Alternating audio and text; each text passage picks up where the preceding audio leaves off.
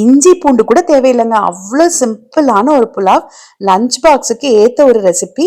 ரொம்ப குயிக்கா பண்ணிடலாம். ரொம்ப டேஸ்டாவும் இருக்கும். இதுக்கு தொட்டுக்கறக்கு ஏதோ ஒரு கிரேவி இருந்தா போதும், இல்லைன்னா ஒயிட் குருமா நல்லா இருக்குங்க. நான் இன்னைக்கு 3 பேருக்கு 2 டம்ளர் அளவுக்கு சீரக சம்பா அரிசி எடுத்திருக்கேன். நீங்க பாஸ்மதி ரைஸ் கூட எடுத்துக்கலாம். ஒரு குக்கர்ல 2 ஸ்பூன் நெய், 2 ஸ்பூன் ஆயில் சேர்த்துட்டு ஒரு 2 ஏலக்காய், ஒரு சின்ன பட்டை, ஒரு 4 கிராம்புங்க, கூட 2 பச்சை மிளகாய் சேர்த்திருக்காங்க. இது காரம் பெருசா இருக்காது. உங்களுக்கு வேணும்னா இஞ்சி பூண்டு பேஸ்ட் இருந்ததுன்னா 1 ஸ்பூன் சேர்த்திக்கோங்க. நான் இன்னைக்கு சேர்க்கல. 2 ஸ்பூன் அளவுக்கு சீரகம் சேர்த்துட்டு லைட்டா வறுத்துட்டு 1 டம்ளர் தேங்காய் பாலுங்க. இப்ப இந்த டம்ளர்ல தான் நான் 2 டம்ளர் அரிசி எடுத்தேன். 4 டம்ளர் தண்ணி ஊத்தணும். அதனால 1 டம்ளர் தேங்காய் பாலும் 3 டம்ளர் தண்ணியும் ஊத்திக்கிறேன். தேங்காய் பாலோட அளவு நீங்க மாத்திக்கலாம். இன்னும் அதிகமா வேணும்னா கூட நீங்க எடுத்துக்கலாம். கூடவே ஊற வச்சு வடிகட்டி வச்சிருக்க சீரக சம்பா அரிசியை உள்ள சேர்த்திக்கிறேன். ஒரு 1/2 ஸ்பூன் அளவுக்கு உப்பு சேர்த்துக்கலாங்க.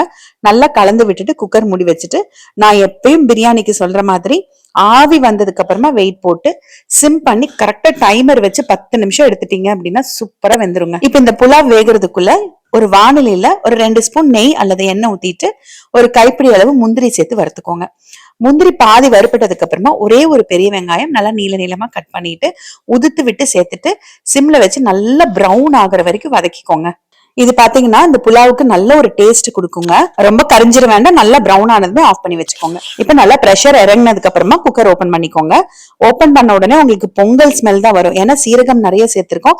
சீரக சம்பாவும் பச்சரிசிங்கிறதுனால உங்களுக்கு பொங்கல் மனம் வரும். இன்கிரீடியன்ஸும் பாத்தீங்கன்னா பொங்கலுக்கு சேர்க்கறது தாங்க சேர்த்திருக்கோம்.